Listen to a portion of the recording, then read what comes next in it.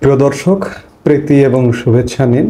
সাজ্জাদ কাদির এই মুহূর্তে আপনাদের সামনে কথা বলতে এসেছি সেনাবাহিনী থাকছে এই প্রসঙ্গটি নিয়ে। সেনাবাহিনী কিভাবে থাকছে? সেনাবাহিনী তো ছিলই, সেনাবাহিনী আছে, সেনাবাহিনী থাকবে। সেনাবাহিনী এইভাবেই থাকছে, ব্যারাকের বাইরে, ক্যান্টনমেন্টের বাইরে সেনাবাহিনী থাকছে। আজকে প্রায় 7 মাসের বেশি সময় সেনাবাহিনী আছে, ব্যারাকের বাইরে অবস্থান করছে এবং বিগত 6 মাস ম্যাজিস্ট্রেসি পাওয়ার নিয়ে মাঠে আছে সেনাবাহিনী। প্রথম 17 সেপ্টেম্বর সেনাবাহিনীকে ম্যাজিস্ট্রেসি পাওয়ার দেওয়া হয় এবং গতকাল বৃহস্পতিবার এটি চতুর্থ ধাপে ম্যাজিস্ট্রেসি পাওয়ার বাড়ানো হলো। আগে 6 মাস, আরও 2 মাস, অর্থাৎ এভাবে 2 মাস করে বাড়ানো হবে। সেনাবাহিনী আসলে কোথায় থাকে? সাধারণত পৃথিবীর সব দেশগুলো তো সিভিল প্রশাসন, সেনা শাসিত দেশ তাদের কথা আলাদা, কিন্তু সিভিল প্রশাসন যে দেশগুলো শাসন করে সেখানে সেনা ক্যাম্প কেন? আমি বারবারই বলি যে একটা যুদ্ধ বিধ্বস্ত দেশ, একটা ভঙ্গুর দেশের বাহিরে আপনি বিভিন্ন দেশগুলোতে যদি যান, ভঙ্গুর দেশগুলোতে, সেখানে নামমাত্র সিভিল প্রশাসন দেশ চালায়, কিন্তু বিভিন্ন জায়গায় সেনা ক্যাম্পের অস্তিত্ব খুঁজে পাওয়া যায় সেনানিবাসের বাইরেও। বাংলাদেশেও কিন্তু দীর্ঘদিন তেমনটা ছিল, বিশেষ করে পার্বত্য চট্টগ্রামে। আজকে সারা বাংলাদেশ পার্বত্য চট্টগ্রাম হয়ে গেছে। আজকে পার্বত্য চট্টগ্রামে জাতিগত দাঙ্গার কারণে জায়গায় জায়গায় সেনা ক্যাম্প স্থাপন করা হতো।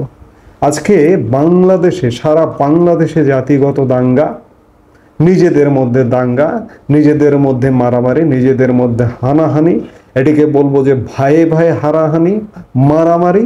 এই হানাহানি মারামারি রুখতে, বন্ধ করতেই আমাদের সেনাবাহিনী আমাদের পাশে আছে। সিভিল এলাকায় সেনা ক্যাম্প স্থাপিত হয়েছে এবং এই সেনা ক্যাম্প খুব সহসা বন্ধ হবার নয়। এটি নিশ্চিত হয়ে নিন যে চতুর্থ ধাপে সেনাবাহিনী ম্যাজিস্ট্রেসি পাওয়ার নিয়ে মাঠে থাকলো, এটি নির্বাচন পর্যন্ত গড়াবে, এটি এক প্রকার নিশ্চিত। সেনাবাহিনী থেকেও আসলে কি হচ্ছে? কি হচ্ছে? যতটা হচ্ছে সেটাই বা কম কিসে? সেনাবাহিনী কেন থাকবার প্রয়োজন হচ্ছে? সেনাবাহিনী থাকবার এই জন্যই প্রয়োজন হচ্ছে যে সেনাবাহিনীর বাইরে আমাদের যে বেসামরিক যে প্রশাসন আছে, বেসামরিক যে আইন শৃঙ্খলা বাহিনী আছে, পুলিশ প্রধান, আইন শৃঙ্খলা রক্ষার প্রধান দায়িত্ব হচ্ছে পুলিশের। সেই পুলিশ কিন্তু আজও পর্যন্ত কাজে কর্মে অ্যাক্টিভ হতে পারেনি। বলতে গেলে বলতে হবে যে পুলিশই কখনো কখনো কোথাও কোথাও মার খাচ্ছে, পুলিশের উপরে হামলা করা হচ্ছে, থানা ঘেরাও করা হচ্ছে। তাহলে পুলিশ কি আছে? পুলিশ কি কাজ করতে পারছে বা কাজ করছে? আপনি নিজের প্রমাণ। আপনি এই ধরুন, এখন রমজান মাস চলছে, পবিত্র মাহে রমজান। আপনি দুপুরবেলা ঢাকা শহরের এক প্রান্ত থেকে আরেক প্রান্তে যান, দেখবেন যে রাস্তায়, আমি ট্রাফিক পুলিশের উদাহরণ দিচ্ছি, রাস্তায় কোনো পুলিশের অস্তিত্ব সেই অর্থে খুঁজে পাবেন না।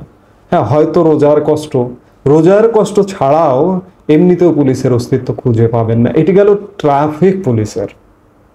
টহল পুলিশ সারা বাংলাদেশে কোথাও নেই।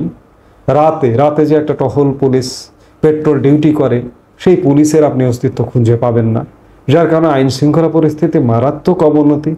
এই নানান কারণে সেনাবাহিনী অন্ততপক্ষে আছে, এটা মেন্টাল একটা সাপোর্টের জন্য, মানসিক স্বস্তি যে সেনাবাহিনী আছে।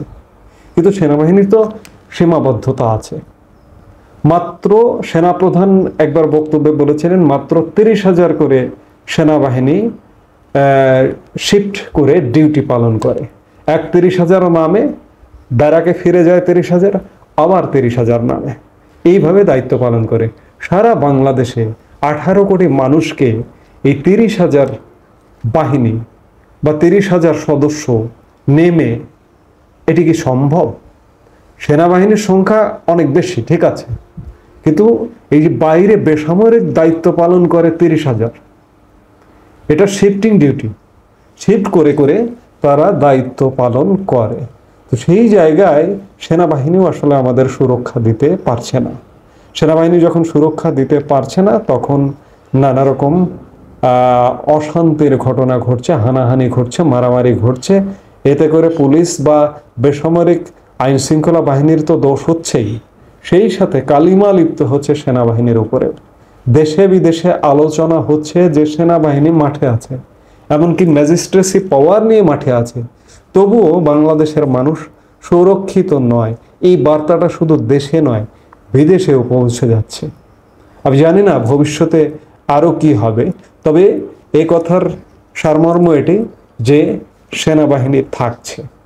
আমরা সেনা ক্যাম্পের অধীনে সারা বাংলাদেশ থাকব, কারণ আমাদের বেসামরিক আইন শৃঙ্খলা বাহিনী আমাদের সুরক্ষা দিতে পারছে না।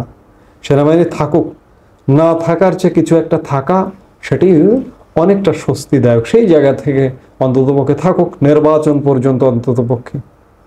এই মুহূর্তে এ পর্যন্তই। সবাই ভালো থাকুন, সুস্থ থাকুন। আমাদের ভিডিওগুলো নিয়মিত পেতে সাবস্ক্রাইব করুন Sajjad Kadir and the legends YouTube channel এবং লাইক, কমেন্ট, শেয়ার করে সাথে থাকুন।